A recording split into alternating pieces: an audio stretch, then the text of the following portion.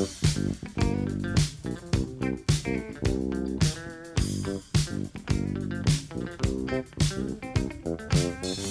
cookies. I love cookies. I love cookies. I love cookies. Welcome to Cookies, the world's most influential basketball podcast. I am Ben Dietrich. Jordan Lidelli is on an endless vacation. Andrew Quo takes no days off. And we're going to have a special guest who you already know because his name is probably prominently listed. So, Andrew, first of all, how are you? I'm amazing. I'm excited to talk to our buddy about all the fashion advice I've been thirsty for all my life. We are going to get some exclusive recon from Jonah Weiner, who is a writer from New York, and he is also the, describe it, the founder, the godfather, the king, the sire, all these words work, I think, of Blackbird Spyplane, the newsletter that has featured people like Andre 3000, Lord, apparently Jerry Seinfeld. I somehow missed that one. Awesome. Nathan Fielder, etc. Jonah, thank you so much for being here. It's awesome to be here. Thanks for having me. Absolutely. Andrew, do you have anything you want to say to start the show off? Well, I got a full disclosure. I feel out of breath. I got a workout in right before we started recording. And I'm feeling my old man bones a little bit, man. I'm not feeling as spry as I used to, got to be honest. I'm feeling it especially right now. You know, not to get into the nitty gritty so soon, but would you say that your working out jibes with your lack of showering as the temperatures heighten here in New York City? So, Jonah, just to give you a brief update, I have not been showering much. I know. I'm a lit. That sounded like pointed, like I can smell you, man. But I just meant I've listened to. I've heard this discussed on previous apps. You know how Rod Stewart? You can hear Rod Stewart smiling. You can smell me when I talk. Yeah, smell you me. potting. Yeah, exactly. So I've been enjoying not showering as much as you know because it's good for me, and everyone should shower less. So to answer your question, Ben, I skip some showers after I work out, but it is getting hot, and it's getting very tenuous up in here. Yeah, it's going to get a little tangy once the temperatures, Spicy. Broach 90 degrees like tomorrow. Like, you've got some decisions to make, Andrew. Yo, Jonah, it's getting it's stepping into gross New York City weather in here. What's San Francisco feel like right now? Yeah, I'm in Oakland specifically, and Ooh. I'm bridging the hosts because I too just came from physical activity. I was out doing a morning hike, but I squeezed in a shower in between the hike and this pod. So, just kind of the peacemaker, reaching across the aisle between you guys. Assuming that Ben showers too, actually. I don't know Ben's shower regimen. I've been doing some showering, and I like hiking. I'm in all trails day one. Hell yeah. As in, I've had it up for about a year. But to me, that qualifies as a day one. What are you guys wearing on your feet when you hike? I got so I hiked with Erin, who is my partner in life and in the newsletter, and she, I love podcasts that start with a fit check. She wears the very cool Nike ACG, what are they called? Mountain Fly Low. Which have these kind of they're like beige, kind of like tank tread type soles, and then this sort of like a neoprene booty that kind of wraps over the laces. And I have a pair of these Salomons that they did in collaboration with this Japanese outdoor brand called End Wander that are very similar, actually. I kind of swagger jacked Aaron. They're beige and have this sort of like tank tready vibe to them. I've been wearing like the Hoka high tops, and they don't have the cloven hoof, which I kind of like in my Hokas. That really, disperses your weight. So I like wearing them, but I might have to upgrade into like some like real techie hike stuff. You wear actual camel toe looking, as in the animal, the camel. You prefer those shoes? I've been wearing the hiking boots, the Hoka hiking boots, the ones that I have I got them in black and I got them in like olive drab. Yeah. They look great. Hiking, they're pretty good. I don't feel like my ankles are quite as secure as they need to be. Hiking in Harriman State Park, where I go, is very rocky, and the bottoms of your feet take a beating. I kind of have to step it up. the friend of the pod, Noah Johnson, over at GQ, was just telling me he was been wearing the Hoka 10.9s. You know, the ones that have like the protruding heel, Like the sled coming off the back. Yeah, and he was like, rocks get caught on top of it, dude. He's like, it's not safe. You cannot like hike freely.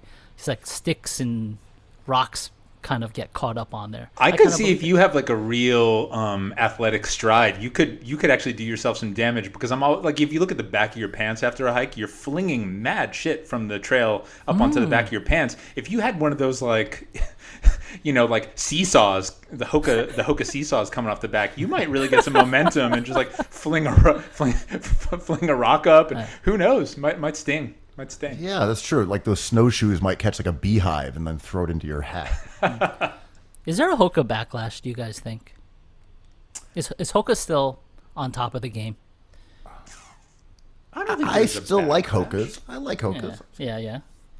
Honestly, I think it's good that they put out those seesaws, because, or whatever we're going to call them, the 10.9s, because I think that there's almost like an arms race with soles now, right? And kind of it's wild when you look at, the first time I saw Hoka soles was like in an issue of Outside magazine, maybe, I don't know, 7 years ago or something. And I was like, whoa, these look super weird. And it's wild how they don't look weird anymore.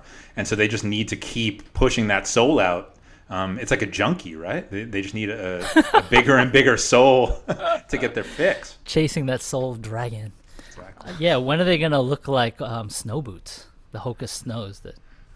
I mean, I feel like this has just been the trend across sneakers in general, right? I mean, you have like the specialization, and then you have kind of like the hybridization. So you have like the ugliest shoes possible became stylish. The ones that are like very utilitarian became stylish. And then you had everything else kind of becoming the same. I don't know. That was a little tangential there. I'm just trying to get my mind around the way that the sneaker game has adapted. Totally. Yeah, what's my next pair of shoes? I'm on the market for some Air Maxes again. Am I ready to step back into Nike Air Max 1s? Are those hard to get now? Man, I haven't looked for them. But yeah, that was going to be my question, whether you're going to go with some early Air Max technology or some of the really wild, recent ones. Which, again, like with the Hokas, like, what are they called? The 720s, those Air Maxes that are just like, the bubble is just really extending far out from the from the silhouette of the foot. Yeah. I tried to be super cool and be like, a few years ago, didn't work. I was like, I'm just going to buy shoes and not worry what they're worth and not be precious about it. And I would get like $70 Air Max 1s. And like the sucker I am that I've accepted, I look at how much they're worth now, and people are like selling them for like $400. I'm like, it's the comic book collector in me just can't handle that smoke. Doesn't want that smoke. Yeah, I've mentioned this on the pod before, but I have a pair of very busted Kobe Grinches that are like 10 years old, and I just wore them over and over and over. They're falling apart until one day someone said, those cost like $2,000. Holy shit.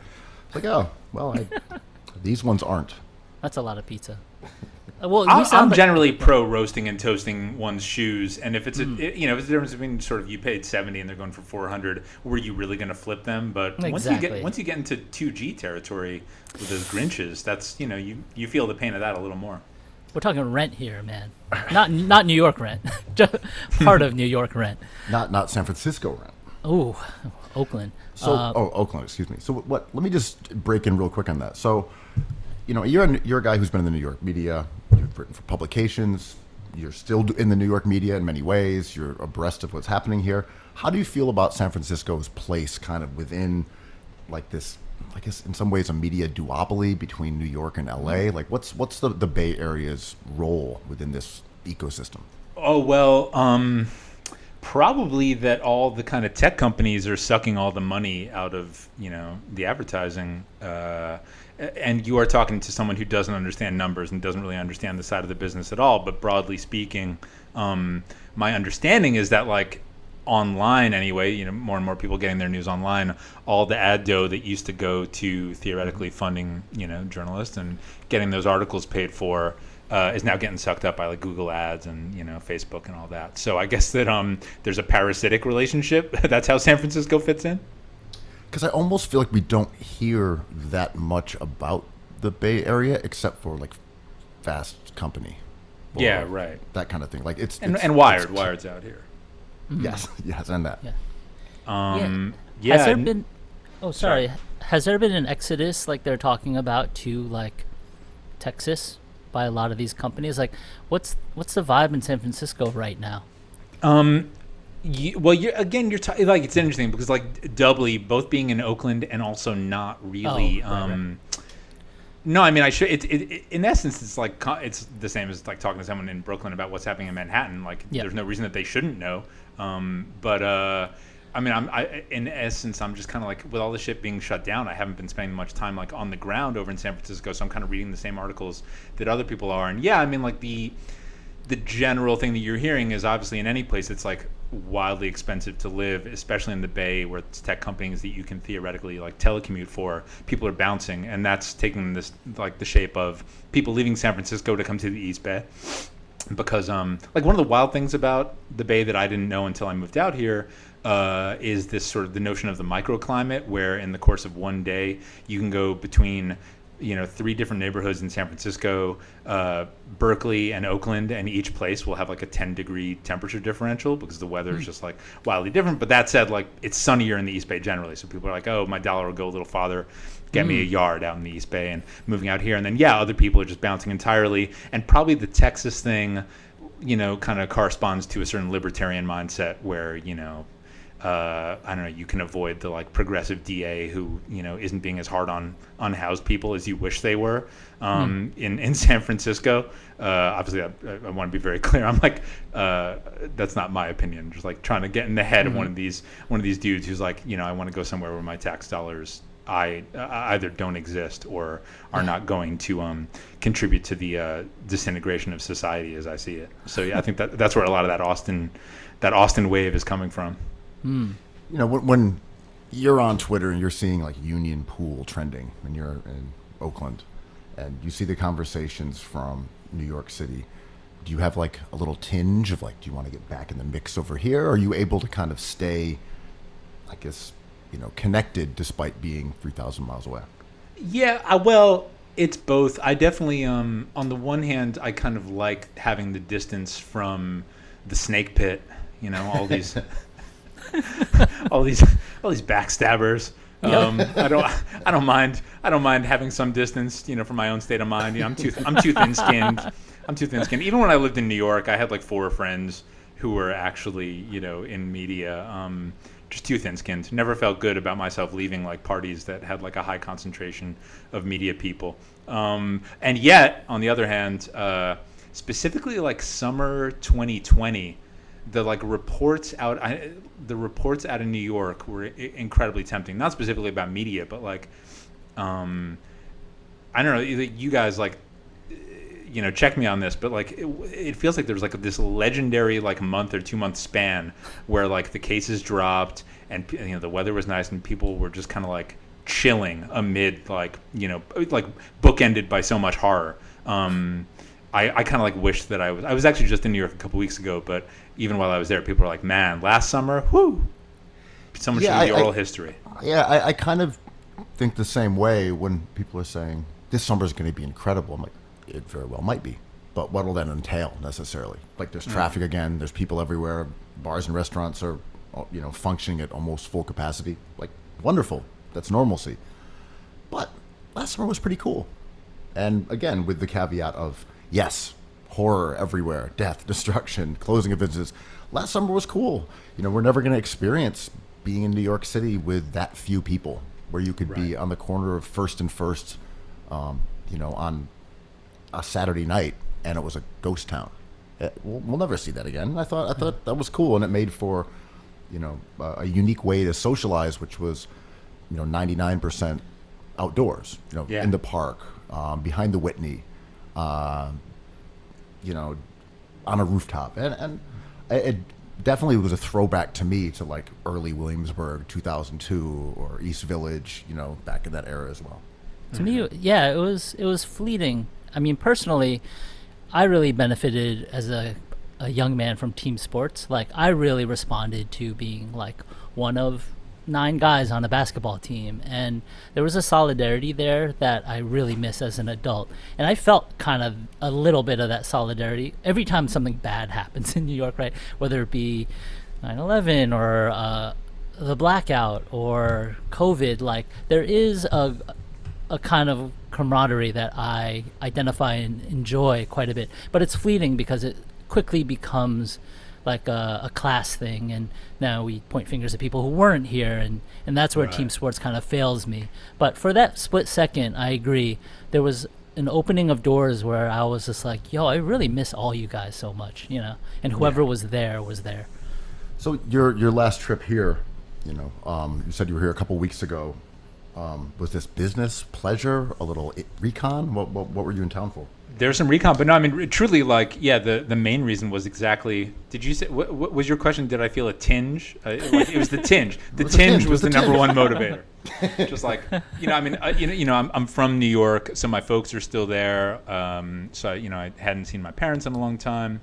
No, it was, there was no real business, like in the sense that, in the bottom line, like, unfortunately, no one paid for my flight. Like, I paid for my own flight. No, yeah, it was the tinge. It was like missing out. And also, like, I guess there was like 3 purposes, like seeing family, seeing kind of like friends from, years and years and years back, and also just like meeting people in person who, and this is like an interesting thing too, like, I actually have made friendships over my phone, like straight up, like, however dystopian that sounds, like just over the course of the last year, doing the newsletter, kind of like meeting people through the newsletter, meeting people on Instagram. There were a lot of people that I actually just wanted to like get a beer with or, get a coffee with.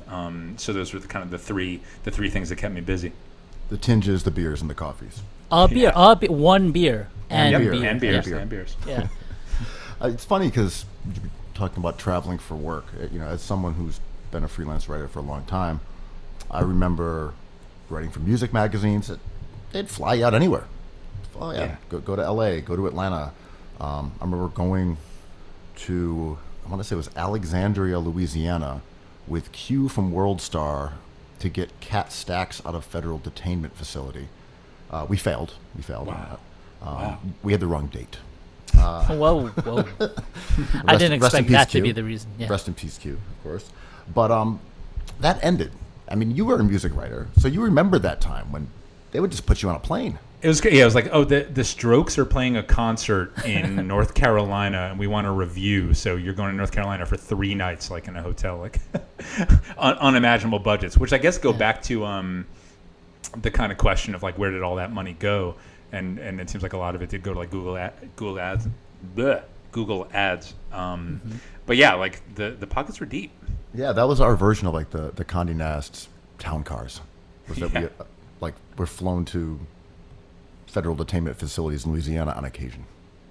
Yeah, we're old enough to know, like, well, there's certain friends of mine that have that damage where I travel with them just for like weddings and for fun, and they have like the whole like, where's my comped room? Where is my like 2-bedroom huge suite that magazines usually put me up in? I'm like, dude, not only is that over, what the hell are you talking about? I never experienced that because, some artists roll in it, but I don't quite do that. But, like, where did that money go? Is it a cultural shift? Does that money still exist? And I think Jonah's right. I think that money got siphoned up because of ad dollars, stuff that used to go towards, an actual ad spread in a physical magazine got replaced digitally. And at first they were like banner ads on a site, and then they just got replaced by Google and Facebook. And I think the third largest at this point is now Amazon. So to me, you have this, it's interesting because it should be a golden age for journalism, and I think in many ways it can be, especially for independence. But you also have, as Jonah described it, the snake pit of media, where you see people like enraged that the editor-in-chief of a magazine is making like $200,000. You're like, but they're running a magazine. Like that's an important job. That's just supposed to be a key like cog in the journalistic system. That's supposed to be the paragon of success. And you're like, they make as much as like a 24-year-old in finance. I mean, there's a lot to unpack there, especially when you consider some of these magazine editors are booking tables, maybe even 2 tables at restaurants, and not even canceling on them. Just like not showing up. Empty tables at Keith McNally restaurants. What the hell happened, and who's the hero in this story? So for those who are not abreast of this incredible power struggle that's happening here in New York City, legendary Vanity Fair Spy magazine mogul Graydon Carter booked a table for 12 at Keith McNally's, was it Balthazar? No, it was a different one. I forget. I'll look it up now. Oh, Morandi, I think. Yep. And didn't show. Didn't cancel the res. Just let those tables sit there. They held them, messed up the whole trajectory of the day, screwed up everything. Put on his journalist cape and went to Instagram to detail the whole subjective experience he had. And then he said, real? And then he said, "You can't come back to my restaurants again, you fancy fucker. You cannot come back to Balthazar, Morandi, all my other restaurants that I will list here for you." And everyone's like, we should go there this weekend. Free advertising, baby. Which team are you on, Quo? I'm on Team McNally here because I enjoy his kind of, taking PR into his own hands, kind of. And not too long ago, as we discussed here, he was the butt of Twitter. He was a Twitter villain. He turned heel when he wrote something like, your girl Ghislaine Maxwell should be innocent until proven guilty based off of the record of the law. Facts. And people were upset at him, I think rightfully. That is something he knew would cause a stir on the platform he wished to cause a stir on. And this time they're claiming he's a hero because he's fighting the man, and the man is the editor-in-chief of Vanity Fair. Former, my bad, yes. Jonah, do you have a dog in this fight? Well, look, ultimately, I don't think I'm tripping either way because it's not like people went hungry. But that said, if you're I guess my dog in the fight would be theoretically the Temple of the Dog gone hungry. The server who lost out on like tips for that 3 hours or something. Like I'm trying to find someone like truly sympathetic. Choose your dog. Well, right. It is McNally did detail how the servers were the ones hurt by this. And it was a clever play by McNally because we will always be sympathetic to the people who are actually working. And then he claims like it set everything behind, it kind of ruined his night. And he has a point. Like we all know people in restaurants. Two big tables like that, I believe there were like 2 tables of 8 maybe. That'll mess up your entire night and put you in the weeds right away, right? Like do we know who else was on the reservation? Do we know who was supposed to be shown up and breaking bread with Graydon? Who would it be? Was it a staff meeting, like for airmail? Who can say? It'd be Olivia Rodrigo. Mock Homie. Right. J. Cole. I don't know. It is... it brings up all this interesting stuff that we're finding out post-COVID reopening about the restaurant business, right? Like people are having trouble rehiring staff to run their spots that can now reopen almost to 100% capacity. And there's a lot of debate as to why this is happening, and everyone has a different answer, and all the answers are correct, right? Like the reopening of a city like New York has not gone as smoothly as we thought, but it's going. So I don't know. Yeah, but let me backtrack for 1 second. I want to say I think I'm Team Graydon here. Definitely, yeah. Go off, King. You know what? He made a reservation. They couldn't make it. It happens. But what about not calling it and telling them they can't make it? It happens.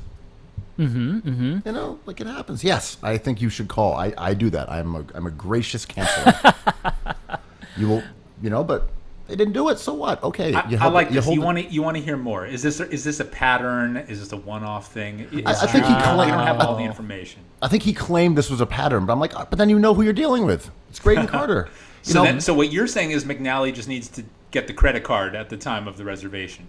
Yeah, nice. I went out to dinner the other night. I went to Via Carota, a great spot, and they charge you $30 when you make the res. Well, they charge you $30 if you cancel the res.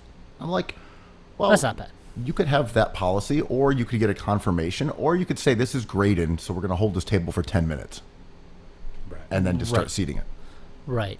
I just feel like this is like a charge it to the game thing with a restaurant. He just did a public shaming of the eternally. That's a really good point. Right. They could have just because I hadn't thought about this. Maybe missing something else, but they just fill that, like, there's people who want to eat there, right? Any given hour of the eve, right? You just fill that table within 10 minutes, right? I would think so. I think this might be McNally up to his old tricks. Yes. This might be Ghislaine Part 2. This is what I love about McNally, because what he's not saying is he wanted Graydon Carter there. He was like, I need that optic. I want people like him in my restaurant, especially a giant party that he's at the front of, right? So he's holding out and being like, well, this could end, it's a win-win for me, right? If he doesn't show up, he's the heel and I get an apology, or Twitter's on my back or behind my back. And if he just shows up, I have this great optic that does Graydon Carter still have like cultural cachet? He definitely does, right? I think some. I mean, he's more of a character than an editor at this point. But I would also wonder if this is some restaurant beef, because of course Graydon Carter has like the Waverly Inn, like Monkey Bar, but I would say Waverly Inn is kind of a McNally knockoff. I would say so. As we discussed here, Balthazar may be the most influential restaurant in history. I don't know. Did we say that? Or did I just think sounds that? like some shit we would say. I don't know. I think it's good old-fashioned fun, man. This is some Kwame Brown shenanigans. I'm just saying it's deeper than rap. Oh, yeah.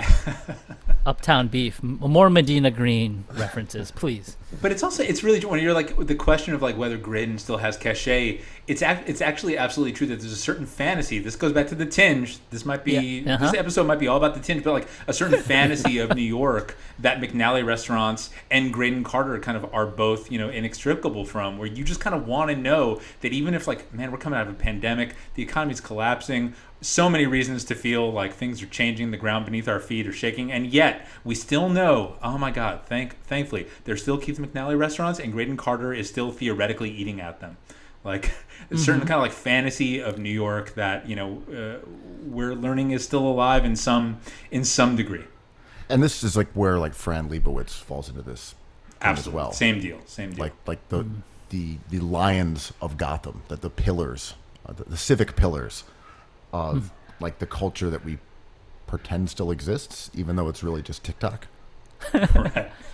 Yo, lately, I think I've told Ben this on the side, but I am so tired of hearing about Andy Warhol in New York and how, like, his whole brilliant dude from A and B and Back Again is an amazing book.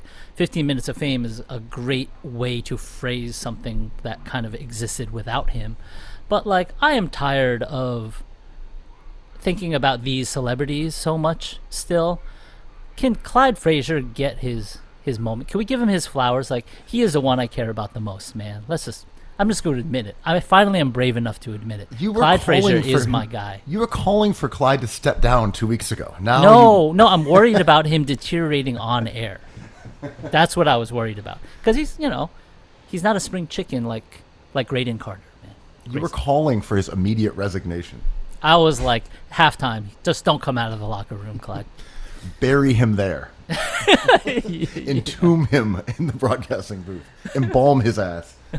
But you know what I mean? Like, enough of this, like, coming out of COVID and being like Warhol's vision of downtown New York. I'm like, are we still hanging out at Odeon? I guess we are. But the answer is yes, right? Because these are like the romantic things that bring on that tinge. They give you the tinge, and it's a moth to a flame. Jonah, can you tell us where you went to satisfy these tinges? Like, what were the spots you hit on your brief visit back home? Right. There's this like deep cut Jewish deli called Russ and Daughters. You may have heard of it. Yeah, all the yokels go to Katz's. Well, real heads know. The deepest cut place popping into mind that I made it a point to go eat at, and also because a dude that I wanted to get lunch with lives near there, is this very like platonic ideal Brooklyn gas oven pizza joint called Luigi's on Fifth Ave in the 20s in Brooklyn, kind of south of Park Slope. Oh.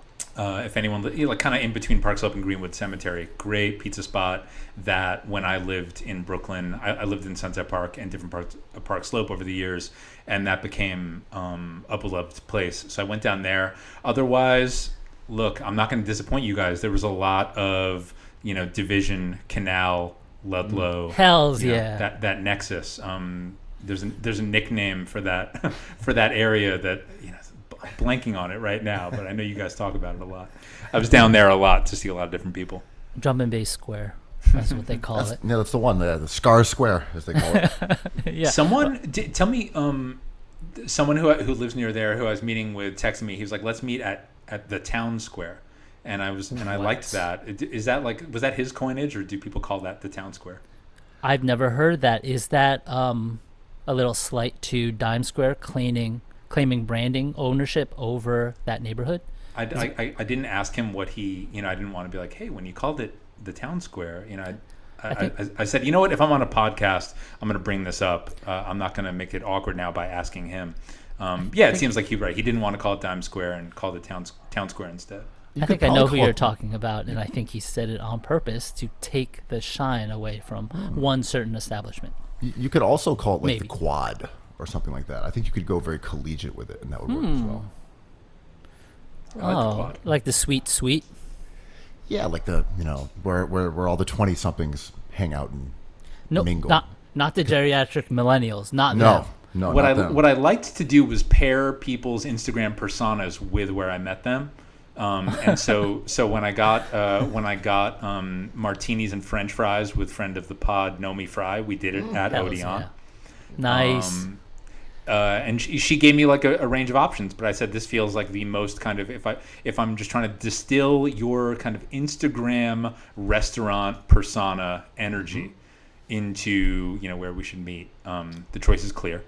2 of the last 3 times I have hung out with her have been at Odeon, so your instincts, I believe, were accurate. Yeah, I mean, it's where I needed to tell her we should meet. And when I met up with Sam Hine for a beer, it was at Clandestino. Mm-hmm. And when I met up with, who else is on brand? Caitlin Phillips, it was at Lucian. Another friend of the pod. So, I really did try and just... No surprises, no earthquakes. Just I wanted to really see people in their, in their elements. This was like almost like I'm thinking of you as like on a safari, like you're going into natural habitats. You don't want to see people caged.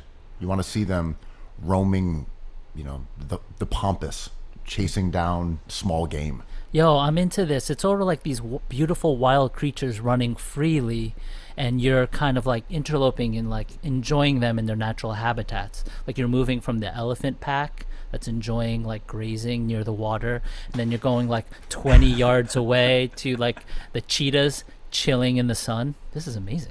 Now I'm just thinking of him as like straight David Attenborough. I was gonna say you can watch Netflix or you can book a flight and get out into the savannah.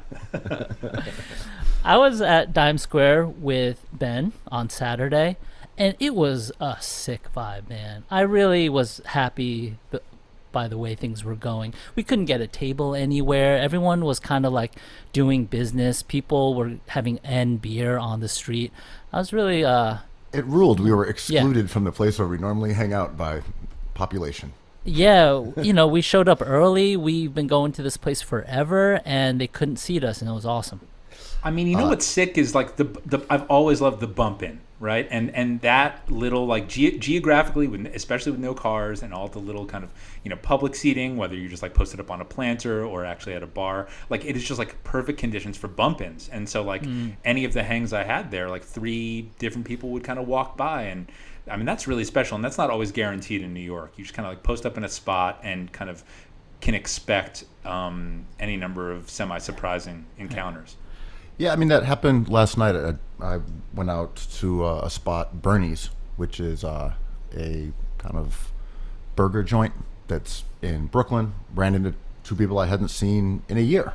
And we just all ended up hanging out for the rest of the night. It was like, okay, cool. Like, here are the lads. Yeah. Let's hang out then and have beer. Yeah, I dart to the supermarket like kind of every day just to pick up like stuff for dinner. And I see Sam Hine every time. And I saw him yesterday, and it was like, I see him so much where he's like, "What's up, Quill? What's for dinner? Looks like a salad, huh?" I'm like, "Yeah, I'm kind of out of ideas." He's like, "It happens." And then I just paid for my food and left, Man, we are really giving the people what they want to hear. Our minutia about running into friends that they don't know in mundane day-to-day encounters. That's what you come to Cookies Hoops to get. One thing that Andrew mentioned a second ago was the geriatric millennial idea. Ooh. Is this just being a Gen X clout demon? Is this stolen valor? What's happening here with the geriatric millennial concept? Can you guys? This is one of those where I'm like, did I read what this meant? Fill me in on the concept. What is the geriatric millennial? It's called Well, Gen I'm going X to show my ass appropriation. and ask that question. It's called Gen X appropriation is what it is. The classic millennial move where they're trying to create more subcategories where they could possibly encroach and colonize more years on the calendar that belong to them. But I believe it is the generation that crossed over between not having the internet and having the internet. Oh yeah. I am one of these. I just learned this term. Okay, yeah. Right. So I thought I was one of these, but apparently I'm not. I missed it by maybe a year. I believe you had to have been born between 80 and 85. Is that the cutoff? It changes all the time, but I am all in for these generational bookmarks. But millennials continue to be millennials, don't they? My thing here is that are they going to start claiming, and by they I mean you, Jonah, skateboarding, ciphers, slacking? Like, are we going to see Gen X erasure like when they rolled out the vaccine? They went straight from 50 to 30. No mind to the sweet, tranquil Gen Xers. Oh, Prodigy and Havoc, great millennial rappers. Great. Yeah, truly. I mean, I'm like right in the cutoff there because I was born December 1980, and I don't. I feel like I'm stealing millennial valor in even trying to claim any kind of kinship because I feel like maybe the cutoff should be 81 or maybe even 82 because I am like I know look the 17 elements of hip hop, please. Oh yeah. I grew up that's one what more they taught me in elemental school. than the other. Yeah. That was still on the curriculum when I was in school. So I don't think that I don't know if I can. I guess emphasis on the geriatric. It's like millennial icon Winona Ryder. Excuse me? Like my guy Ethan Hawke, fellow millennial. What? Millennial classic reality bites. Oh, there was this post-millennial classic called Singles. Temple of the Dog. You may have heard of them. Remember when Sonic Youth signed to Geffen and got all millennial? Yeah. Well, I believe in the tweet or post or whatever that caused this wave, they mentioned Seether, that song, by who? Sorry. What were they called? Hester? This is clearly not a Gen X band. If I can't name it. Are you frantically Googling right now? Of course I am. And I cannot do that. This is great radio, guys. I'm sorry about this. We just want to find this answer. Is it Veruca Salt? I may be getting this wrong. Should we just say yes? It would be the first time I got anything wrong. Never happened on the show. It's never happened on this show, so we got to recover and make sure this is a perfect pod. I mean, I understand the inclination to sever millennials because it does span 20 years, right? Like, if you're someone who's 25, 27 is not the same as someone who's 40 years old. So to call them the same generation, 40-year-olds aren't the ones who are like popularizing, avocado toast, right? I mean, we're talking about when we talk about millennial pink, we're not talking about people who are 37 years old and like approaching death.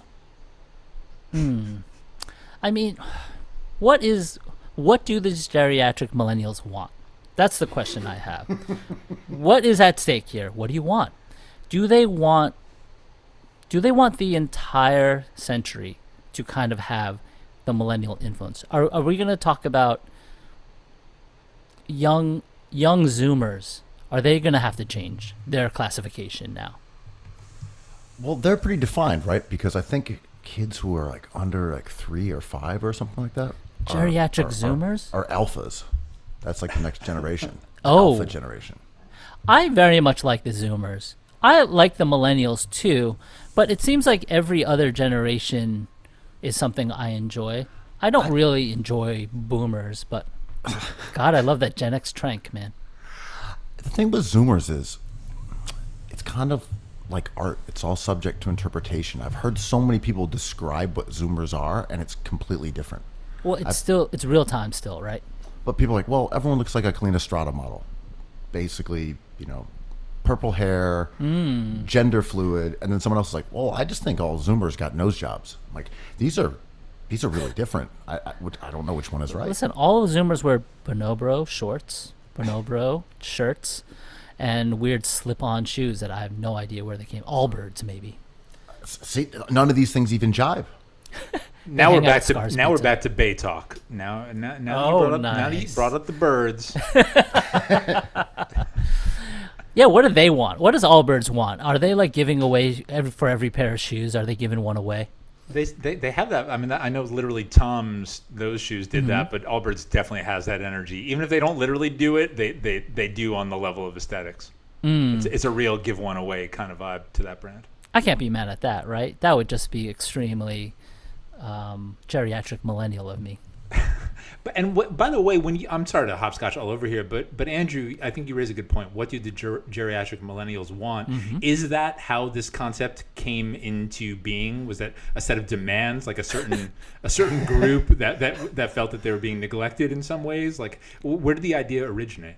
Because geriatric is not a complimentary phrase. So was it younger millennials being like, all right, we got to talk about the old heads?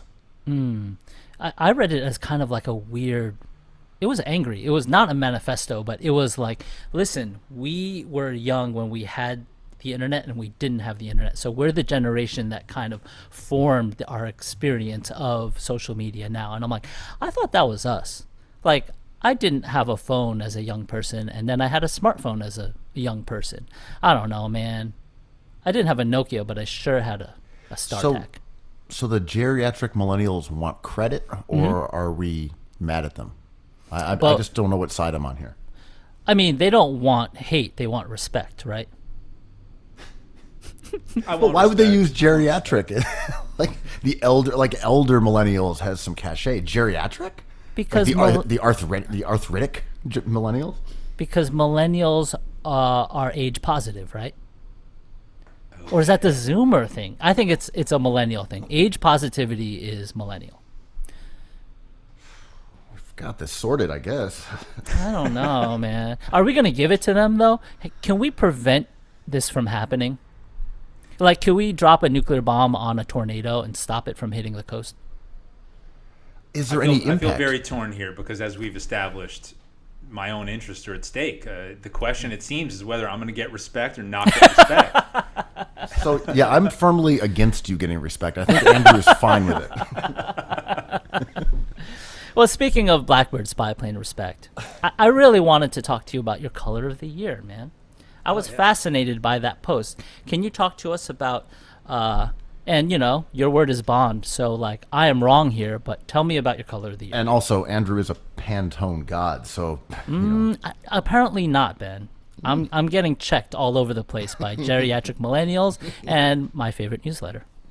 All right, so and thank you. Wow, the newsletter for people who aren't as familiar with it is about style and culture, and there will be interviews like with the people that Ben mentioned up top, where they tell me about, or Aaron, who does some of the interviews, about kind of cherished special possessions that are kind of unique, and the overall theme of the newsletter is trying to find cool shit happening and being made kind of under the radar and off the beaten path. So there'll be interviews, and then there's kind of roundups of things that we find that we think are cool, and then there'll be essays. And so we were sometimes we get kind of reader questions that we try and tackle in essay form. And someone said, what's the spy tone versus Pantone color of the year?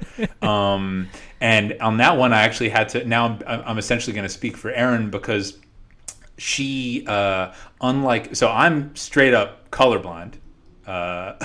Like what is it? 1 in 10 men. Are I you have, for like, real? I actually am. So it's not like I see the world in black and white, but it's just that like certain shades are hard for me to identify.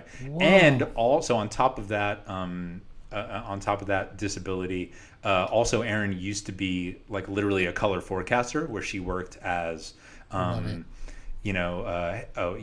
straight up kind of predicting what colors going to be popping, fall, winter, Huge. 2021. And right now her non-newsletter work involved, and the reason that we live in the Bay is because she works with the industrial design team at Apple, and she works a lot with color there. So she is really the resident color expert. And I think that it was like kind of coincided with us doing a Paris, Texas Wim Wenders rewatch. Obviously, such a beautiful movie in which kind of there's this one shade of red that Robbie Mueller, the DP god, definitely leans on in that movie. A little less so in his other Wenders movies, but we were kind of thinking, that was floating in our minds. And then I think Erin was looking at a lot of like runway shows and like runway shots of what was coming down the pike, and she was like, look, obviously right now people have been very comfortable in the oatmeals, in the naturals, in the flax linens, but I want to get a little kind of shot in the arm kind of vibe. It's been a year of stasis, a year of death. Let's throw some vitality into the mix, but in a way that isn't about like a shrieking neon, but something that has blood in it. It really has life and death stakes. So she went with this one kind of very kind of blood shade of red. And we presented an airtight case, and it was totally accurate, 100%. And it was accepted, and now it was the color of the year. And we're all wearing it. Yeah. It's interesting. Like it is funny when you get questions like that. Like in part, you're kind of, there's a version of it that's crystal ball, and a part of it is just kind of cultural criticism and just trying to like make a case for, what. The ways in which a historical moment can intersect with a color, either literally or just on a kind of poetic level. So we'll see, because it was a prediction about kind of like the second half of the year. So we're going to see if this bright screaming shade of red manifests in the way that we think it should. And there needs to be a reclamation of red. The red hats, we got to take it back, because the connotations now are just a swarm of guys in red and red hats and flags storming the Capitol building. A red sea. And shout out Harry Dean, who of course wears his own iconic pre-MAGA red hat in Paris, Texas. Was that a catch? Little dusty. Was that a Catcher in the Rye reference? I always thought it was. I never read up on it, what Wim Wenders was thinking, but I always thought it was about J.D. Salinger. But doesn't Caulfield wear like a hunting cap? Is it like is right. it just a ball cap? I thought it was a red cap. It had a large brim, right? But maybe you're right. It was was it like Buffalo real check? tree? Was it real tree?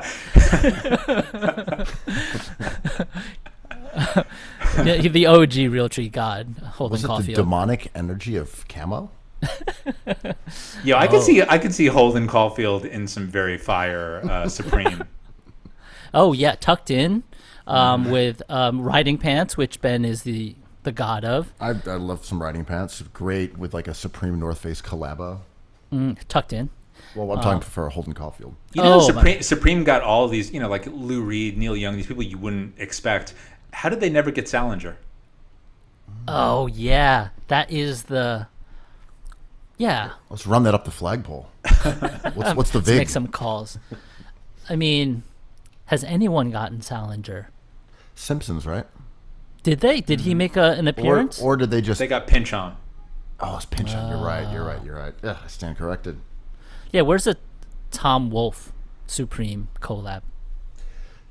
Does Tom Wolfe, is he still alive? And he's not, right? Didn't he die? Let's find No, out. he was definitely one of the 16 at the Graydon Carter table. Oh, he died. Oh no. I do not know if he's alive or dead. I know he rolled around in white suits and had a white limo and A white hat. maybe it was a white Rolls Royce. There's a copy of Bonfire of the Vanities by my bedside table, and I've read about 150 words, maybe 150 pages. I'll get through it, but I have not read that book because I don't read books. No one reads books. No. He is. I can't find it. There's another Tom Wolfe. Your Googling is out of control today. Terrible. He is no longer with us. He died in 2018 at the age of 88. I still feel like he was at that table. Yeah, he would have been at Morandi, for sure. I think it's like Passover. You save a seat at Morandi for Tom Wolfe. Every reservation is just an empty seat for him. Yeah. I mean, so yeah, the colors of the year I love, especially because Esquire claimed it was navy blue. I have not really seen an especially heavy navy blue vibe, especially since summer's rolling around. But the official forecasters said it was light gray and yellow, to which I agreed with wholeheartedly. Because weirdly, I'd been making light gray and yellow paintings just because I am just a sheep following the herd. That's really interesting because there was also someone, this is not my insight, but the Maurizio Catalan banana with the duct tape.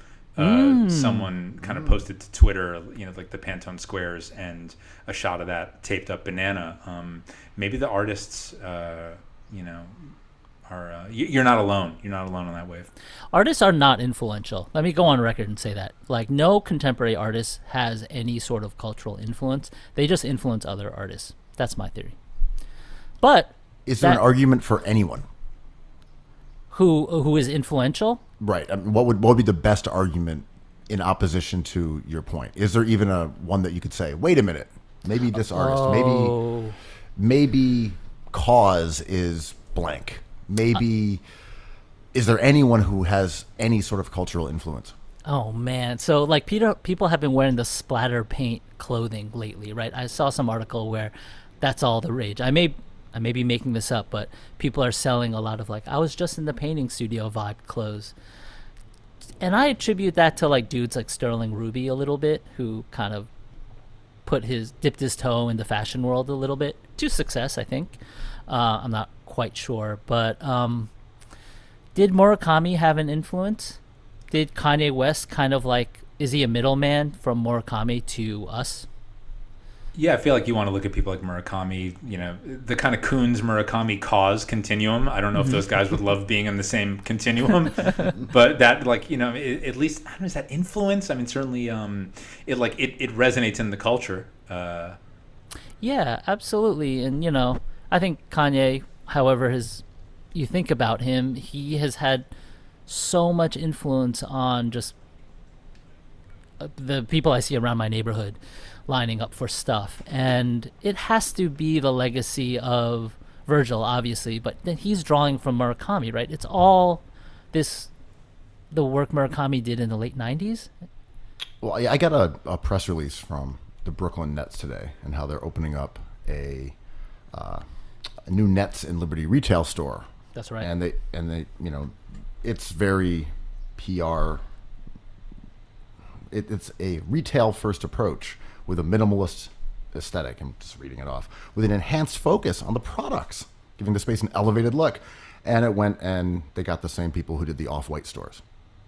So this is kind of what you're talking about, the trickle-down effect from if it's Murakami to Kanye to Virgil to Off-White to the Brooklyn Nets merch store. To Kyrie Irving. I've been wondering what the next kind of coffee shop aesthetic is going to be, because obviously the current kind of like Apple Store blue bottle like Scandinavian thing is feeling a little washed. If you're if you want to be at the at the vanguard of sipping coffee and in surroundings that feel current, and I've kind of been drawing a blank. I've been wondering if it's actually going to be like a return. Shout out to my geriatric millennials and my Gen Xers to that kind of like. And shout out to the Bay, to the kind of like the coffee shop that has never stopped existing here, that just has like enormous muffins and like maybe like a vaguely like like tiki kind of like mural on the wall, but that real like Java Hut kind of whipped cream, like pre-Starbucks, like whipped cream on the beverages, like some syrup, that kind of like, is that second wave? Maybe like bamboo chairs, right, like bulletin boards with apartment listings that you can rip off. I guess like college town, like yes. Whatever the joint is in like in Ithaca, like that. I was thinking that aesthetic could be tweaked in a way that could feel pretty fire these days. I would agree with you, because that kind of sterilized aesthetic, I feel like has gotten, it was so popular that it's no longer interesting at all. I mean, these things look like a Citibank cafe or something. Like there's just no reason to keep doing that. And I will say here, at least in New York and Brooklyn specifically, over the last 2 years, or excluding the pandemic, whatever, but there's been sort of an LA-ish aesthetic, you know, lots of plants, white tiles, lots of light. And I think in some ways, like that to me seems now played as well. And then you look at, say, I don't know, Bernie's, the restaurant I mentioned before, or Scars, they're very like retro, you know, 1980s. So I'm with you. I think the Ithaca coffee shop, the Java house or whatever you want to call it, like where you get a cup of Joe. Big stuffed parrot, like right by the front door. A raffle jar for something. Oh my God, I want to be this. Honestly, like this is semi a bit, but it's semi like on point. Like this place, this imaginary coffee shop is pretty good. I guess the problem with the OG is that the coffee actually isn't particularly tasty. But if you had good coffee in that kind of surroundings, oh baby. Because I'm thinking of a Verb Cafe in Williamsburg that is no longer with us. Terrible coffee, but it had the rest of that stuff. It was dark. It was cold. Can you post up with your iMac and get some work done? Yeah, and it didn't have internet, which was fantastic. Oh, so no. But I mean, you could. Depends on the work. Theoretically. Yeah, exactly. Do you think, I mean, Jonah, you used the word dystopian earlier. Do you think coming back, everything waking up in America, or, you know, whatever, we're talking about certain cities here, do we thirst for something that we recognize, or is it a time for a new thing? Like, are you happy to go to your old coffee shop and have it Murakami-fied, which is old, or do you want it like Olivia Rodrigo-fied? It's funny that's an intelligible question. You smell me. I totally smell you, and I'm not talking about the shower regimen. Hey. Yeah, well, I think that generally speaking, you know, this goes back. Look, this really the tinge. We are talking about nothing but the tinge in this pod. But you know, Keith McNally, Graydon Carter, Fran Lebowitz, like absolutely, there is this desire to maybe even like. You know, one way to phrase this is like we have run off the cliff, but like in part of not looking down. You know, we're just kind of like pretending that you know, like that Fran Lebowitz version of New York, right? Which only ever kind of didn't ever fully exist. You know, but you know, pretending that it like is still kind of relevant and not like a sort of, you know, 99% fantasy version of the city. I mean, obviously that desire is there. Right. So you're talking about kind of like when we reemerge, the people who are lucky enough to, you know, again, with all the caveats, reemerge from, you know, X number of months in lockdown. You're saying like you step into your spot. Do you want it to feel extremely familiar, or do you want it to kind of feel like something new? Right. I think sort of politically and ideally, you want to feel like something new. Like you want to feel like we can't. I mean, it's not necessarily going to be literally manifested in a coffee shop, but like to give a semi-serious answer to that question, you want to feel like we actually learned something. Like that there's an opportunity theoretically to like change ways, and come out of this not on the same kind of like death march that we were on. And so like to that end, yeah, like. You want to feel like, yeah, like not just kind of like, okay, we can just pretend the last 12 months didn't happen. Like I'm against that impulse, while of course its emotional appeal makes sense to me. Right, and I think you were on point with that. I also do think that there was so much time spent on our phones and on the computer over the last year specifically that we are almost cognizant of how much time we've just stared at a screen, that like the tactile familiarity of like that old school New York that didn't have screens does to me have a lot of appeal at the moment. I went to this new restaurant that opened up, and it's called Gage and Tollner, I think the last word is. And it was a restaurant that opened up as Brooklyn's response to Delmonico's back in the 1800s, and it's been shut for about 18 years. In the meantime, I believe it was like a Duane Reade and other things were in there. So they went through and painstakingly brought it back to life. So it has chandeliers and wallpaper. It's like the grandeur of downtown Brooklyn when it was different than Fulton Mall, I guess. But it was a cool experience, and went and had oysters and a wedge salad and ate a steak and drank some martinis. And there is something about that right now, because those are the things you kind of couldn't do. We could cook up a nice stew. We could make a good, avocado toast. Steak and oysters and martinis, you just don't do that at home. Right. Absolutely. Yeah, look at who has the whisk this episode. I love it. I'm into it. It's not whisk. I'm living it. Well, I feel the same way about, like, this is weird, like Chinese food, because you can't cook anything. You can't cook Chinese food at home. The BTUs aren't there. Like, you can't get that, like, restaurant feel. And, like, I don't know. I'm kind of torn on this, because if we have accelerated, and if COVID was an accelerant, then, like, culturally, like, we should be ready for things. And there's a lot of debate on, like, the news lately, like, especially with things that we thought we were going to try to fix. And, the White House is putting money into it. Like, well, you're just putting money into it. You're not. I thought we were going to try to fix this from the ground up. And I kind of feel that that's some of the discussions that people are having about restaurants. Like, we had a year. It was a disaster. We were vulnerable. Now we're going to reopen with the same vulnerabilities. Like, we're not safe yet because we've made no safety nets for us. If another virus hits, we're doubly fucked. Yeah, my spoiler alert on this is kind of that we will learn nothing. I mean, obviously, right? I mean, it takes mean, who are we time. kidding, Dude, I'm still listening to ninth wave ska. So, like, have I learned anything? More ska. But I don't want us to go too far. Like, I don't think that's comforting. Time is fast and slow, right? Like, I don't know if we're going to be able to observe everything with our eyes. I mean, Jonah can't observe colors, which is amazing, because I know someone officially now who doesn't see color, which is awesome. To be clear, since I'm now speaking for all colorblind people, I don't think it ever manifests as, like, seeing shit in, like, grayscale. It's that there's certain shade.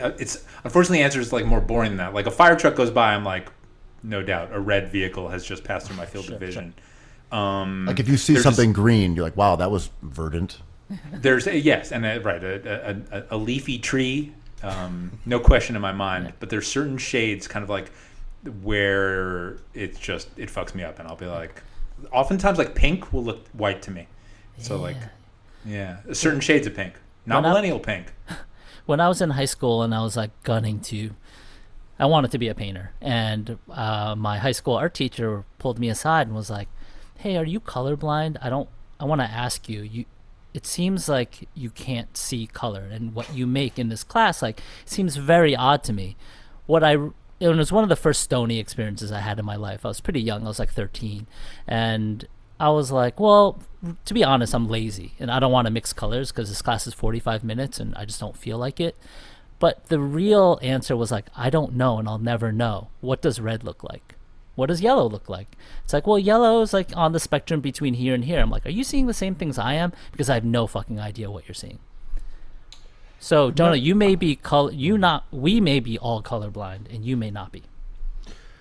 Yeah, there's some Wittgensteinian shit that you just dropped on the pod about the nature of perception. But no, I mean, absolutely, I think that, like, this is actually why I think there's a version of, like, perfect pitch that relates to Erin will talk when she's talking about, like, finding people to work in various, like, color roles with Apple. There are some people who do have, like, super eyes, and they can really, I guess, like so many things, color perception is a spectrum, literally.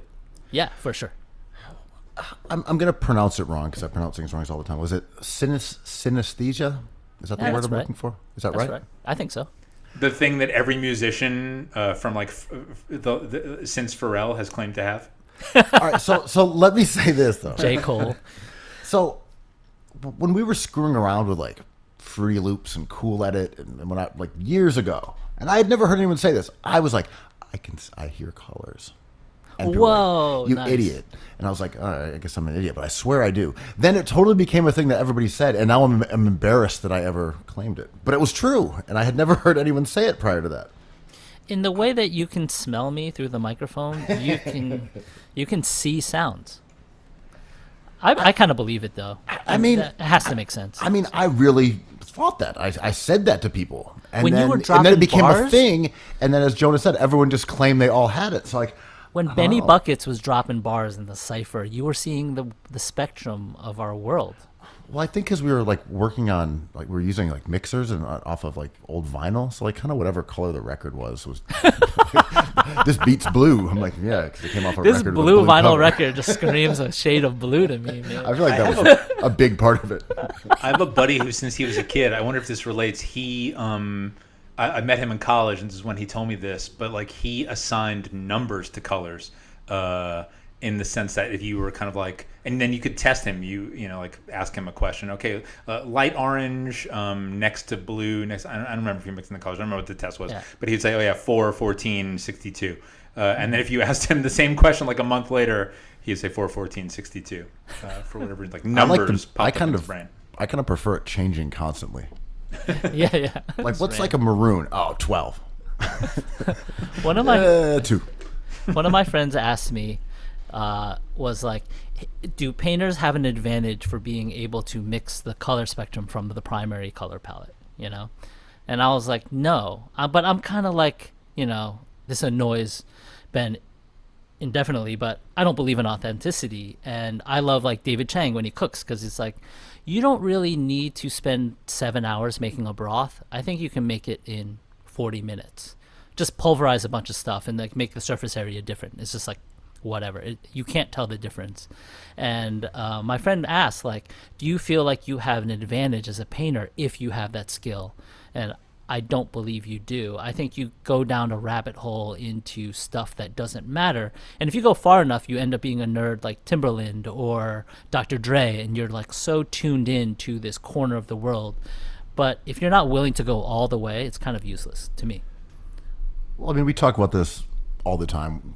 Could be basketball. Like, can you make, Marcella Hazan's bolognese sauce in an hour, or does it take 6 hours? Right. And can you tell the difference? Can you tell the difference? Can you swap out, 2 pounds of beef with, like, Beyond Meat, whatever that shit's called? Beyond Burger? Impossible meat. Impossible Meats? Yeah. And could you tell the difference? Yeah. I don't know. Definitely with that. But like, when people do meatballs, and hopefully we're doing less of those, but like it's veal, pork, and beef, right? And when you see like the wonderful cooking shows, the grandma's like, you have to do all three because they all provide a different characteristic to the taste. And then these newfangled geriatric millennials are like, nah, just use this synthetic test tube stuff and you won't notice the difference. And I don't know, that'll be an interesting thing moving forward. Like, I always think like the mistakes we're making now that we're not realizing we're making. And to me, it's like feedlots and the way we treat sentient animals. And I think we're going to have to just accept a different kind of palate and mindset when we cook food. I mean, one of our favorite restaurants, Chez Matant, and I think Le Crocodile also, neither one serves beef and hasn't for like 2 years.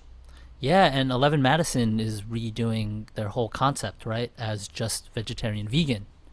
It's awesome. Like, shout out to Brooks Headley, Superiority Burger, which I think let me ask you guys a question. I think Superiority Burger is the best restaurant on the planet, but I don't crave it as much as other restaurants. Does that invalidate it as the best restaurant on the planet? Do I have to enjoy it nonstop for it to be the best? So can it be, do you know what I mean? Like, this is my favorite album, but it's not the best album of the year. It's like, well, aren't those two the same things? Jonah, do you want to offer the deciding voice here?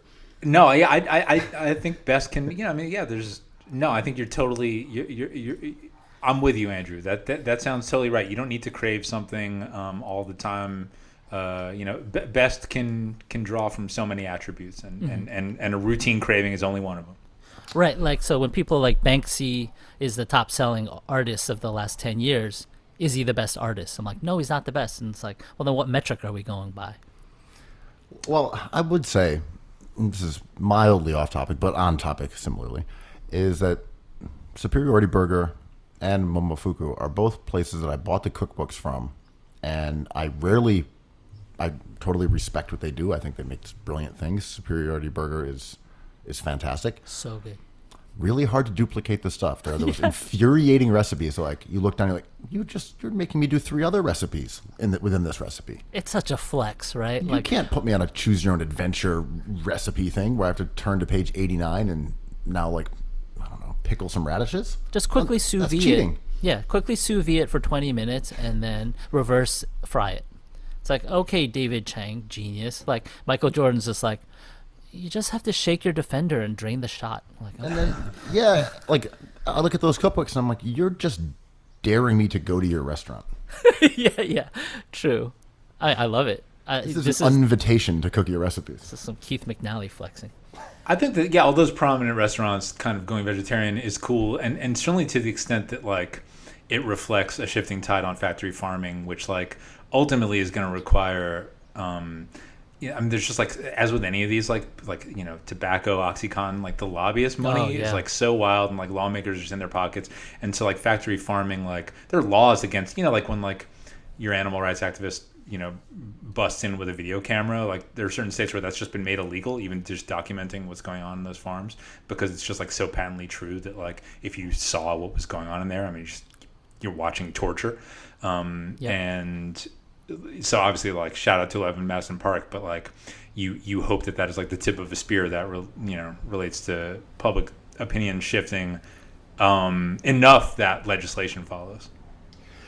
I've definitely come around on a lot of those, I guess, perspectives, and I do still eat meat, but I think there's a growing sense, and not just with myself but other people, that not only is there ecological peril that is caused by like those habits, but also that, like as Andrew said, animals are sentient. They feel emotions. They are far more cognizant of what's happening than we were, I guess, led to believe or pretended they were not. Mm-hmm. And like, to exactly what you guys are saying, the more you see it, the more you realize that this does not necessarily dovetail with the way that you want to live or your worldview in general. Yeah, I agree. And there's going to be a delay effect, right? Like, I think we should always inject joy into every equation. And I think people's pleasure is very valuable. But if we shift, if like the geriatric millennials allow us to shift, finally, let us do our thing, let us live, into a different kind of joy, then we'll like slowly move away to a better place. And I think like meat should just be expensive and hard to get and a treat, and I don't think it's impossible to get there. It just may not happen as quickly as it should. You know what? Speaking of food trends, I'm sure you guys have seen these kind of viral, some are on TikTok, some are via Twitter, people making absolutely horrifying like constructions of dishes. And what are you talking about? Like, they're all over Twitter. They go viral like once a week. So, like, for example, it's generally like a Karen housewife, if you will. And she's there I know what with you her, like, mean. kitchen island. She's like, here's like the hack on how to make spaghetti for your whole family. That was an awesome video. Come on. No, what I'm saying is they're all such clearly trolls. Yeah, but people still bite. People bite every time. And I'm wondering, are the people who are biting, they know it's a troll, but they're just playing their role in this entire like ecosystem that I have to like yell about Karens and be horrified and outraged and say this person should be arrested? Like, is everyone just playing their role here? People are so depressingly willing to just read the script, like, yeah. Like, we've seen this play before. We might have even acted in opening night. It's however many years later, and we're still just kind of like, you see the prompt, you see your cue, and you're like, okay, yeah, I know what my lines are here. 911, I'd like to report a murder because someone made fun of this Karen. Yeah. Sorry to cut you off. There was one other one I wanted to mention, which was a woman like making a party dish, and I forget if it was like ice cream and soda, maybe some alcohol, and she did it in the toilet. Funny, very funny. It was really good, and people were like, arrest this woman. Yeah. Well, like, I mean, not to constantly gas up the best newsletter, but the reason I love Blackbird is because you skip that step, right? Like instead of like telling us the lay of the land, you tell us, like we were talking about this last week, you kind of on the verge of laughter instead of on the verge of explaining something. And I always enjoy people who use social media and media in general like that, being like, okay, here's a Jerry Seinfeld cover story for the New York Times. You know who he is. I want to introduce something new to you, about something you know. We all know about like cuffed jeans or cuffed pants and tucking in shirts sometimes. Like this is all not stuff we don't have thoughts on, but it goes to a place where you don't have to be like, I'm outraged by this. It's like, skip that step. Let's get to content, right? Let's get to talking about it. We don't have to be like, yo, that's unsanitary. It's like, yes, she knows this. She has not cooked the Prego sauce at all. Those meatballs are cold as death. But in those, the outrage is sort of the content, right? Oh, It's like there is no other discussion to be had. It's that we just are going to pretend that we're buying this person makes spaghetti for her family by spreading it all out on a countertop, and then we're going to operate from that assumption. I hear what you're saying, and I think that's what Keith McNally wants. He wants to be like, I hate you, you're canceled. He's like, my point exactly. But I think the Prego meatball spaghetti woman, which was amazing, I think the reaction that she might be looking for is like, that's hilarious. She's not serious, guys. And She was not serious. That was, putting out the spaghetti, if you will. It's funny because the one of these that made kind of the most splash in my timeline was this woman who looked extremely the part of the kind of kitchen island. She was wearing like a wool hat with like some like funky pom poms on top. Even though it looked like she lived in Florida and it was probably 80 degrees out. And the Calista Gingrich kind of like shade of blonde hair. But she was making this pasta dish that like was actually not that weird. And yet everyone saw all the cues and were reading from the script as though it was like, toilet meatballs or whatever. But it was actually just kind of like, like a mild kind of like hack. I don't remember what it was, like cooking like ziti in like a cake tray, or I don't remember what it was. It wasn't even that weird. And like where I kind of came onto this trend was actually the kind of like backlash to the backlash kind of thing where people were like, hold up, like, this is just like macaroni and cheese. Like you are acting as though this is a more kind of like scandalous dish than it is. Yeah. And to me that just I guess just embodied the kind of Pavlovian aspect that we're talking about, where it's just kind of like you see this and you're like, oh, I know how I'm supposed to clap in response to this. Oh yes, it's like we've got ourselves a visible Karen. She's doing something with food on TikTok. And we're going to alert the authorities immediately. Let's just shut this down right away and take her off in cuffs. I'll walk her out of here. Like Ben's king, the Lord of Ben's entire world, the God in which he worships to, Steve, 1989, kind of does this, right? Like the reaction of like, he's going to get sick. I'm like, he's performing. Like, go with him on this. It's like, he seems kind of listless. Like, don't worry about that. He's doing something funny. Like, get into it. He's giving you something generous, but if you get hung up on that, you're not going to get all of it. One of my friends hit me up on text yesterday. I was like, can you recommend the best Steve 1989 videos? It's like, ooh, that's tough. It's like picking your favorite child. Oh, I mean, look, if you want something that's a little more contemporary Mediterranean stuff, you can't go wrong with Spain, Italy, Portugal. His palate is so exuberant when he gets a taste of, or French, the ostrich and cranberry. South Korea is wild, man. I don't honestly like the ones that when he's eating garbage from like 70 years ago. I like when he's like reveling in the experience, when his hands are trembling. King to shine. You want him to thrive and prosper. I want him living his best life. In the position to succeed, right?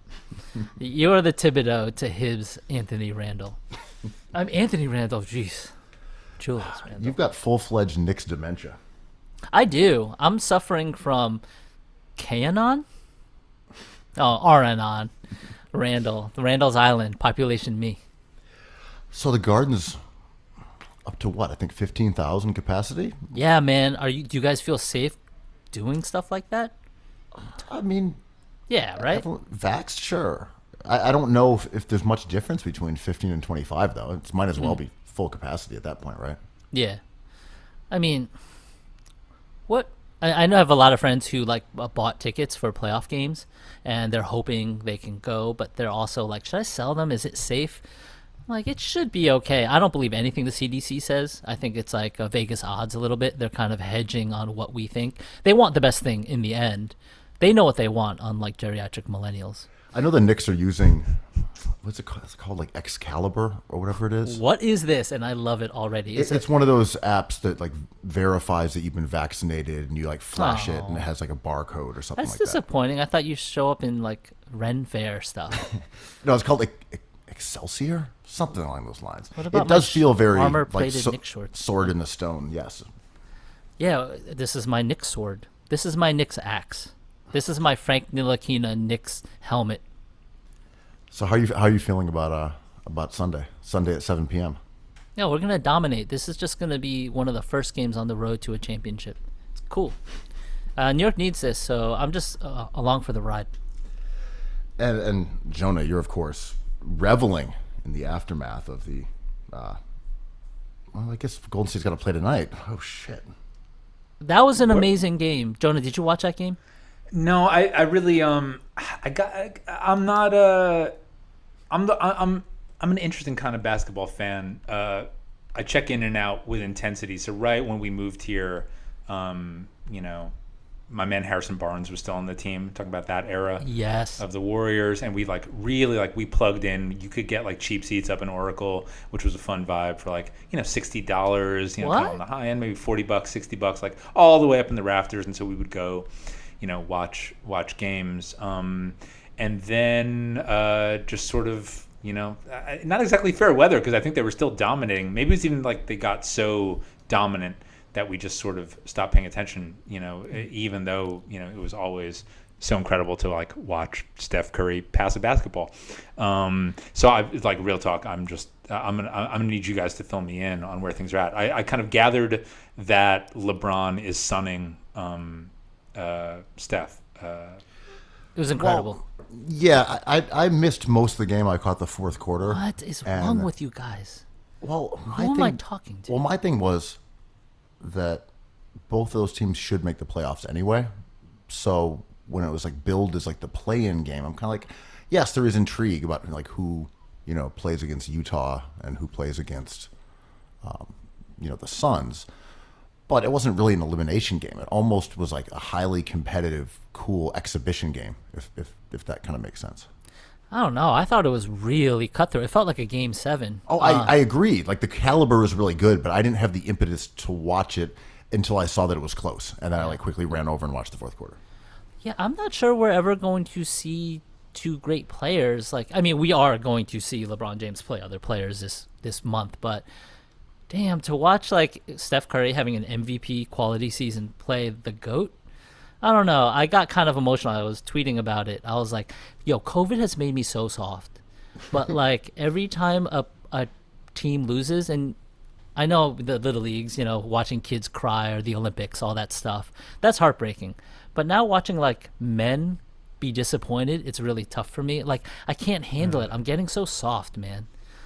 Do you guys have any of that? No, this sounds good. I'm going to check back in. What? How far along is the series? Where's it at? Well, I'm sorry to ask extremely elemental questions. Well, so right now, as of tonight, Golden State plays Memphis, and the winner of that game will become the 8th seed and then go and play Utah.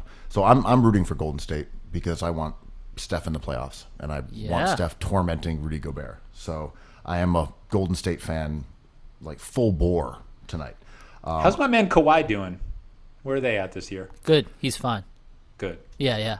They always love Kawhi. Oh, you're gonna see Kawhi if like they're good. They're in the mix. I think the West is going to be really competitive. The East has I would say its most fun possible matchups. But yeah, we're not neglecting to cover hoops because in the reality here is that the playoffs start tomorrow. Yeah. There's not much to say other than like hyperbole being like, we can rank the best Lakers of all time officially now. It's LeBron James, Eddie Jones, Nick Van Exel, Magic Johnson, etc. Wow, this is Eldon Campbell erasure. Vlade Divac shaking his fist. But like, I don't know. Doesn't it finally feel? I'm just getting way too hyperbolic, but it finally feels like something's back. Like the bubble last year felt cool, but it was like sad, and there was BLM, and everything sucked still, and it was just like the villains were winning, and Jimmy Butler was awesome. But it finally feels like, all right, we can enjoy this with a degree of kind of a guiltless energy. I'm not sure if I care about fans in the building, but I think the players really do. Yeah, yeah. You know, I think. I mean, it could be just lip service, but I do think having an empty arena is weird for guys who have this like highly competitive streak and are performers and have been playing in front of crowds their whole life. Maybe there are some guys who are like, this is amazing. I never want to play in front of people ever again. Mm-hmm. But as a viewer, I kind of have enjoyed the lack of fans. That's really fascinating. Has there been any interesting quotes from players on this, on how they feel about that? Because I wonder if some are like, like, what? It's a whole different game when it's just you and just. I think people talked about that a little bit with the the hyper accurate shooting in the bubble, because they're playing in the same stadium every day. They're practicing in there. They're shooting in there. So it's very different from going on the arena or going to a different arena and having completely different lighting, completely different backdrops, the visuals being different. And I think that does explain some of the like magnificent shooting that we saw and scoring that occurred in the bubble that has, I think it's been a little more infrequent as they've been traveling around. But I enjoyed the televised product a lot more without the fans. Just instead of cutting away to people, doing a kiss cam or dancing, like it's all charming in its own way, but I like when the camera lingers on the players and you see them interacting with each other and talking. And a lot of times they're like smiling and you realize that they're having more fun than was kind of let on in the past, and that these guys are far more cordial to each other. Not that they aren't competitive, but they're always just talking with one another.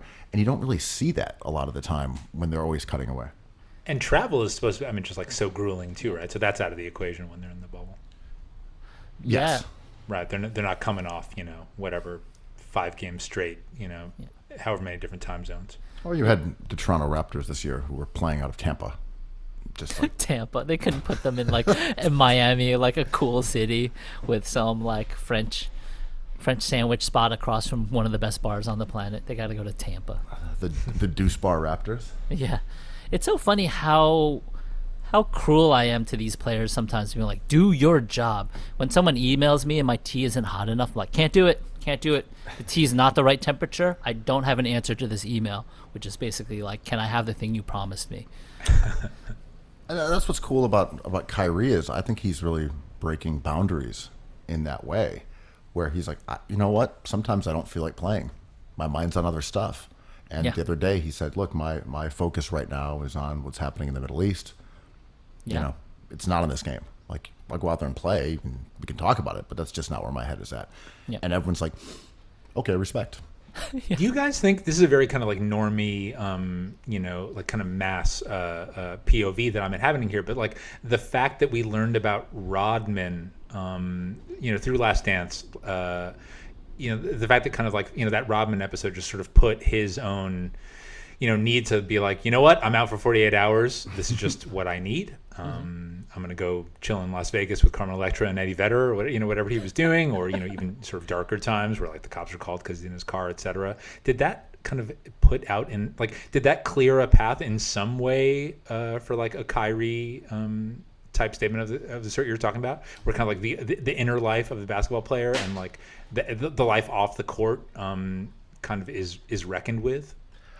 I felt like Rodman was viewed as such an anomaly that... No, I know, right. I know he was back then, but like, I mean, like with the airing of Last Dance and like kind of thinking about, Oh, I see what you're saying. You're saying like Rodman being like a Zoomer cultural icon and a fashion plate, but also like the discussion of how he lived his life in that documentary.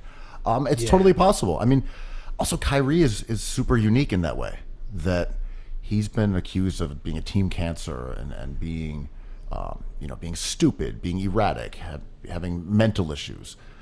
When he talks about things, it generally comes off as pretty rational. Not everything, but a lot of it. But it could have been, some Rodman in the groundwater a little bit. I think there's a possibility that the discussion of him leaving to Vegas for 48 hours was something everyone saw. I mean, it's such an interesting question, right? Because is it Twitter? Is it ESPN? Is it analysts?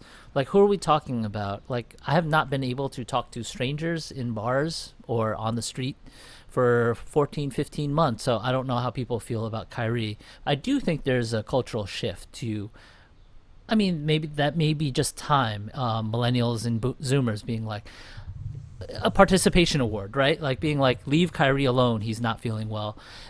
We paint certain athletes in corners, like Paul George, and players who fail maybe in spectacular fashion. And sometimes Paul George, for example, will say like he's having a tough time, like he's not all there. We don't know what that means. Like Montrezl Harrell, a player who expressed like his kind of despair at his mom dying and him not being able to get through COVID with a straight head.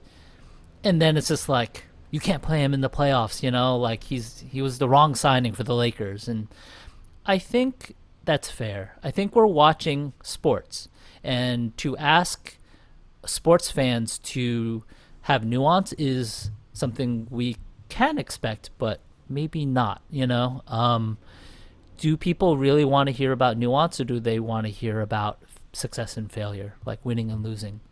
Right. I'm not sure. Like, is it art? Is it turning into art? Right. I think those binaries of winners and losers will always be there in sports because that's just how things are determined. Yeah, it's real. But I think we've also crossed some sort of Rubicon when we talk about chokers, losers. Like, you don't hear that as much anymore. That was so much part of the dialogue when we were younger, or even like 10 years ago. It was just, oh, this guy's a pussy, this guy's a choker, this guy's a loser. And you don't really hear, Yikes. It still is out there, but it's no longer the norm, I don't think. Yeah, Stephen A. Smith got a little heat today for saying, like, what's the big deal with Russell Westbrook? Sure, he's in the playoffs, but what does it mean? He's never going to win the real thing. Stephen A. is a wonderful character on TV. He's doing a bit. Skip Bayless is doing a bit. They're all providing kind of jump offs. They're all McNallying for us. But what Stephen A. is saying is kind of complex. What we talk about here, like, what is living a professional life of purgatory? Like, you're never going to be the boss. You're kind of stuck in the middle. Like, are you going to be stuck in this job forever? Like the boomer kind of ideal, right? It's like, you have credibility forever. You're going to move your way up and then you're going to retire, but you'll never be your boss. And but also, what is the scale of this, right? We're talking about Russell Westbrook. The guy won MVP. Twice. The guy is a 9-time All-Star. He's averaged a triple-double like 5 times. He's just put up astounding numbers. He has the awards that go with it, and then he's being described as like, he's never going to win the big one, you loser. It's like, it's a move, though. This guy is such a winner. It's the McNally move, right? Because a week ago we were celebrating him like he's going to the Hall of Fame. Like, Jonah, this guy just beat the very difficult statistical record that's been held for like 40, 50 years. Triple doubles. It's quite an accomplishment. We were like throwing roses at his feet. And then now, like, this guy who's an entertainer, Stephen A., is just like, what if he's not good? And I'm like, oh, you're just making pasta on a counter with cold meatballs. That's right. He's making it. He's making his counter pasta. That's right. A little toilet bowl punch for the masses. What if I made my sandwich in the garbage and then picked it up out of the garbage to eat it over the garbage? So Russ is the triple double god now officially. Yeah. He demolished Oscar Robertson record, which finally, right? Like, he's an awesome player, and I think he solidified himself. The story with Russ Westbrook is like the most frustrating thing, because we just go with whatever the previous breath was. He was an MVP when he averaged a triple-double. Now he averaged another triple-double, but he's not even in the top 3. It's just like, can we do this better? And sometimes it takes a Russell Westbrook to show us how to do it better. The one thing I'm excited about is that Westbrook and Philadelphia's Joel Embiid despise each other. They've had countless run-ins over the years, and now they're going to be in a playoff series against each other. Fun. They've never even been in a meaningful game against each other and absolutely hate each other's guts. So with something on the line, potential for some extremely entertaining exchanges between those Ooh, guys. I'm checking in. I'm not going to sleep on this playoffs. Fuck yeah. Well, before we get out of here, why don't you just give like the hard sell on why everyone and their mother should subscribe to, do you call it like BBSP? Yeah, BBSP, Blackbird Spyplane. Look, it's the you've heard you might have heard a lot about newsletters. You might have a certain kind of hearing the word podcast circa 2010 kind of eyebrow furrowing. Oh, is this a bubble? Is this corny? Here's a newsletter that just cuts through all those questions. It is. I'm not going to say the only cool newsletter, but if there was a question of can newsletters be cool? Just look no further. Yes, it's an extremely cool newsletter. Don't ask me. Ask Andrew Kuo. Ask Jerry Seinfeld. Ask Nathan Fielder. Just name a goat, really. And the chances are better than average that they fuck with Blackbird Spyplane. And this costs $100 a month. Is that correct? It should, but we undercharge for it. There's a paywall. You can be outside of the paywall. Honestly, the public list, like many public things, is a beautiful thing, and it's so cool that it exists. But if people were to subscribe, they'd in some ways be making money, right? Absolutely. In literal terms, just money will show up in your bank account. Yo, there's no intel like Blackbird, man. There's a hint when people talk about newsletters, they're talking about you, being like, all right, this thing, you kind of got to do it because you don't want to roll up to Scar's Pizza and not know what's up. It's a good way to know what's up. Oh, I'm sorry, Ben, please. Oh, no, I was going to say, I was looking at the shorts. Fabulous shorts recommendations. As someone who has resisted the siren call of shorts, global warming is going to get the best of me. I'm going to have to be wearing shorts. You had a great selection. Hand-painted shorts, alternatives to baggies. It was all right there. All there for the gleaning. Well, and to while everything that I just said was true, including money just amassing in your bank account if you subscribe to Blackbird Spyplane, unless you go behind the paywall, in which case $5 a month will come out, but it'll probably cancel out with all the money coming in. True. Yeah, no, to put it in concrete terms, because I don't know, I guess I did a little bit earlier. Yeah, there'll be something as concrete and nuts and bolts as here's we've got a lot of readers saying it's about to get hot, it's about to get dank. Put me onto some shorts, and we will just do some nuts and bolts recommendations. And one of the very cool things is, we're not running ads. There's no like affiliate links when we link to those shorts. The only reason that the shorts or anything that we recommend is in the newsletter is because we think it's cool and because we think people are going to fuck with it. And one of the amazing things is there's any number of examples of something that you put a lot of yourself into or that you think you're making that's really cool, and for whatever reason the audience isn't there, and it's been so cool that for whatever reason the stars are aligning and people are getting a kick out of the newsletter and appreciating the shorts and the other things that we throw in there. But yeah, it's like a lot of intel, just like trying to it's just like we have always, Aaron and I, cared about people who are making cool shit, kind of, again, to use cliches, like off the beaten path or under the radar. And, that would manifest in my profile writing for magazines, just trying to find not only people who are very well known, who are good at making things, but also, people who are less well known. Or when we would travel, just like trying to go to like interesting shops and like, who are you stalking? Who are the local people doing cool stuff? And that all kind of manifests in this newsletter. That is, absolutely, just like bottom line, just a celebration of kind of, special things. And this is what we want, right? Like, this is where we wanted media to go. This is like the good way to do the internet, in my opinion. And it's always been on the table. But like, I'm a personnel guy, and you and Aaron kind of like showed us how good it could be. And there's only a handful of people in my world who do it this way. So like, I really encourage people to support what you do. Oh, it's so nice of you to say. Thank you. That was the hard sell. They got it, and convincing. Very, very. The only cool newsletter. That's right.